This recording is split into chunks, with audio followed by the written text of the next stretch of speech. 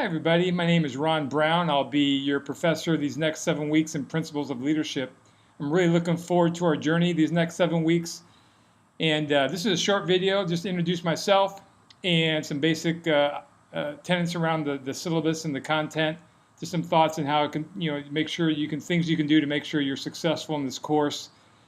And but I want to start off by saying that my goal for you in this course is that you walk away not only with an understanding of theories of leadership, but you really walk away with some practical insights about how you can lead better.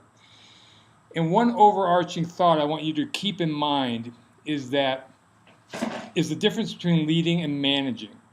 Managing is using your authority to get things done, okay? And we need managers, and there's times when we all need to manage people, when we use our positional authority to, sort of get things done. That's fine. This class is about leadership. And leadership is about where you move both the mind and the heart.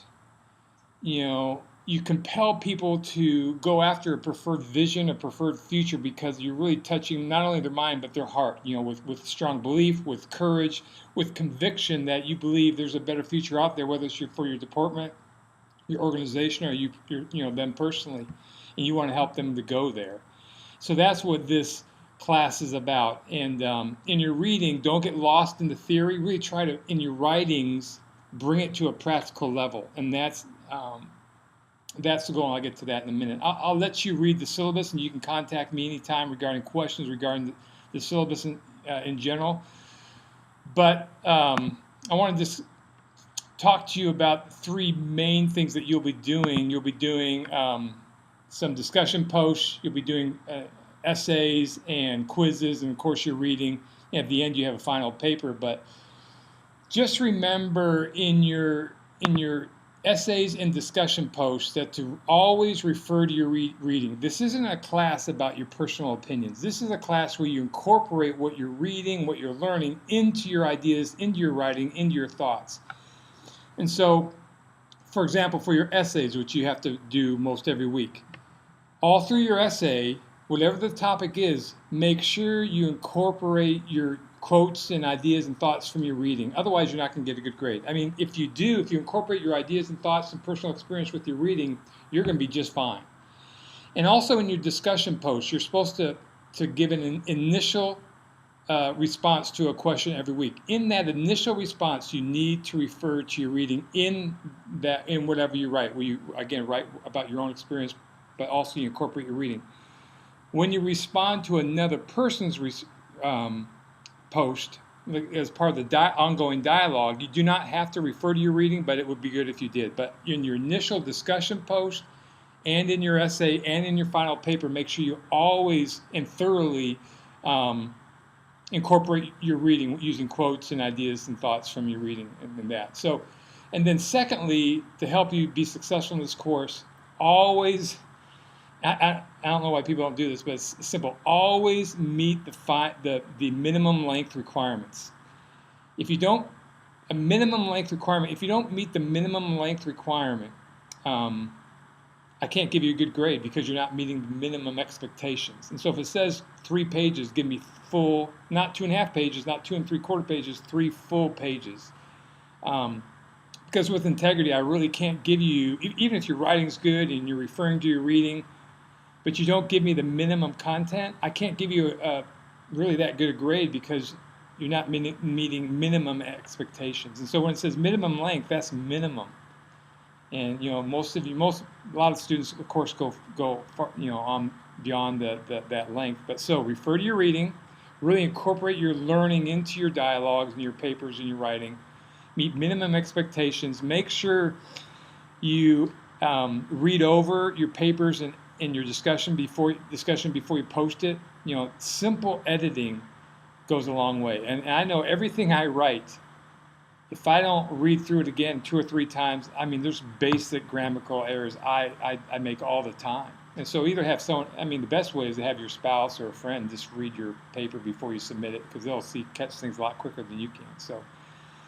So for week 1, you have to do an introductory discussion post. Of course, you do not have to refer to your reading when you're just introducing yourself. But But in your content discussion post and your essay for session 1 and then session 2 or 3, make sure you refer to your reading. Also, you'll have a quiz, and sometimes you might just think that you got this is an electronic quiz you take. It's over the internet and it's graded by the computer, by the computer world out there.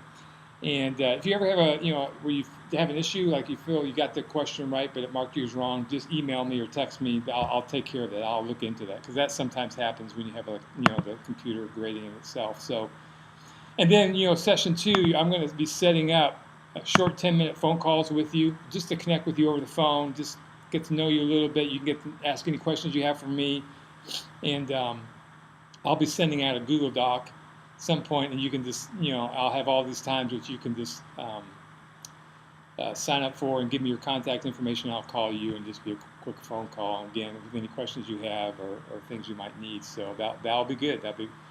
And so my goal is that this is not an intellectual journey that you're on these next 7 weeks. I really want you to think at the practical level. And again, leaders, it's not about your personality. God's created you each with a unique personality, and that's okay. It's how to lead well with the way God's wired you and gifted you. And that's a journey of self, of discernment and self-awareness. And so really, you cannot lead well until you understand your gifts and strengths and abilities and are at peace with what you have. So many people spend their lives trying to be someone they're not. But effective leaders are content. They're content with who they are, and then they've learned to leverage who they are in ways that motivate and inspire other people.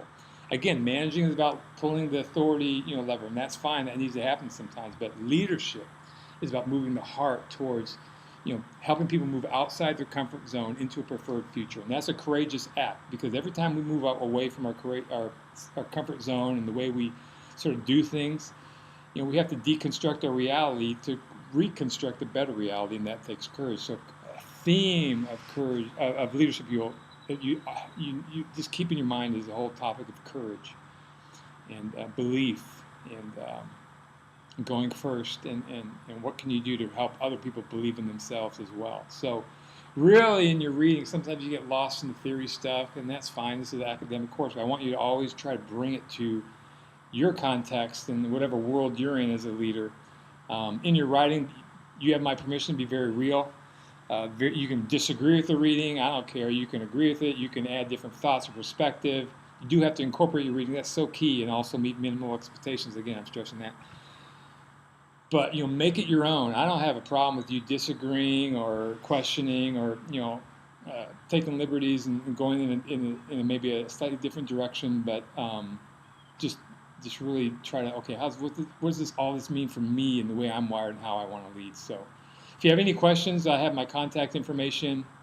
Again, my Gmail versus my Greenville email account, I just look at that more.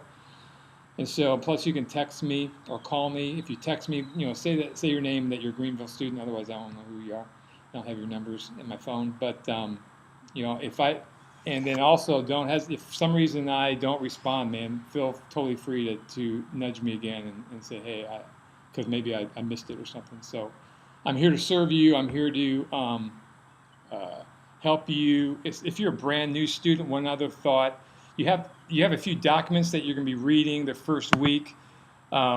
Assignment due dates, make sure you do that. That's making sure you get things in on time. 10 guidelines to writing academic papers. If you're a new student, make sure you really read that. And in my phone call with you, make sure you let me know that you're a new student, because then I'll probably give you a little more leeway on your writing using APA, and help you using the APA style. And I think that's about it. I'm trying to think if there's anything more. Let me just browse the syllabus. At the very end, you have to write a final paper. You watch the movie Hoosiers and submit a paper. Again, incorporate your reading in that and definitely meet minimum length requirements. And also one thing I'll see that. But also feel free to contact me for any reason. I really want to help you garnish everything you can out of this class. So I'm here for you in that. And so that's my short introduction video of myself and the class. Looking forward to a great 7 weeks together. We'll talk soon. Thanks.